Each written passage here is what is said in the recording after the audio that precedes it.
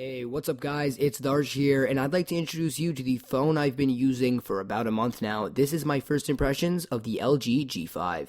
Now, by no means this is a full review, but this is a quick overview of what I like and dislike about the phone. Starting off with the performance, this phone is snappy and is overall a great phone for the average user. I barely ever felt it overheating, and though I don't game, I do use my phone all day, and most phones have trouble keeping up, and with my demanding usage, this phone did great. And it also has a super fast fingerprint sensor that I cannot get myself over from using. Now, moving on to the camera, we can find two on the back. One of which is a wide-angle camera that allows the user to see it with the same field of view as your eyes, and that is 135 degrees. It takes okay shots, but the real winner here is the 16-megapixel camera that has a normal field of view. With an f1.8 aperture and an impressive manual mode features, I can honestly rave about this camera more, but I honestly have to leave that for the full review. And though the selfie camera is great, it doesn't fare too well in low light, but in good lighting conditions, your social media game will level up. But what good is a camera without a good screen to go alongside it? The LG G5 screen is great, and it is honestly, I could just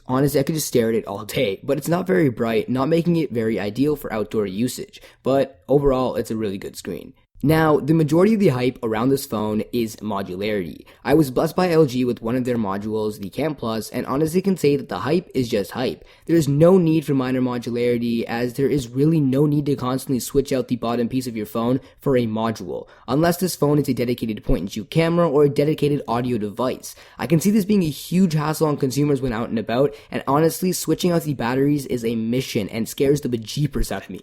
I honestly am so scared that I'm going to break the phone, and I'm not even lying here. I am so scared. Lastly, I want to talk about build quality. The build quality of this phone is half decent, but I found it to feel somewhat cheap as it's not a full aluminum phone, it's actually a plastic phone with a metal coating placed on top. But who needs that when we have a D-brand skin covering it up anyway? This is the Darsh Edition G5, and this is what I make sure is on all my phones to make sure they all look great.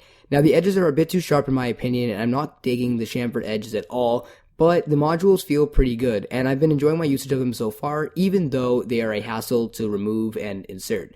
Now, the only problem I found with the phone is the fingerprint scanner, which doesn't have a fixed plate or button on it. It's similar to the home button of the iPhone 5, where it shakes and moves around, which makes me feel scared and brings uncertainty to how long this phone is going to last. Now, I'd like to quickly thank the sponsor for this video. Upsie is a warranty service that provides an affordable price for the same coverage as other retailers or companies. You get the same assurance for super cheap and cheaper if you use my 10% off code on screen now.